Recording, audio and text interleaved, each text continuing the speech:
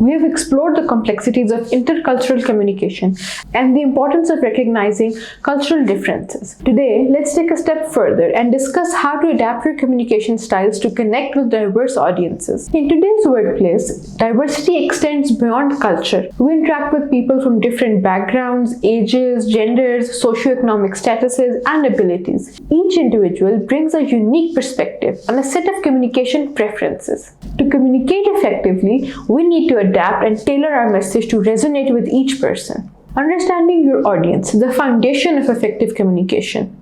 The first step in adapting your communication is understanding your audience. Consider these factors. Demographics. What is their age, gender, ethnicity, and socioeconomic backgrounds of your audience? Knowledge level. What do they already know about the topic, and what is their level of expertise? Interest and values. What are their interests, motivation, and values? What do they care about?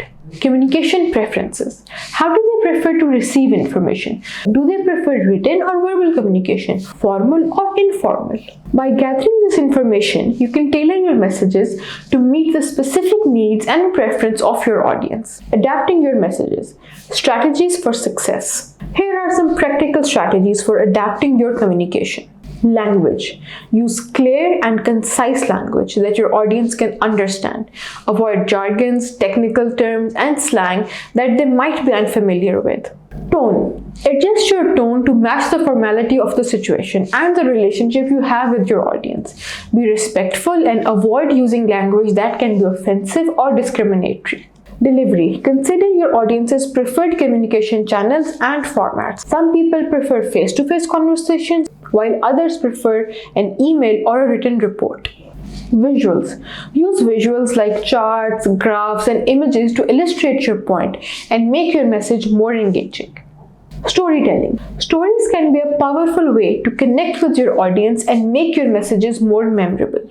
Feedback. Encourage feedback from your audience to ensure they understand your message and to learn how you can improve your communication.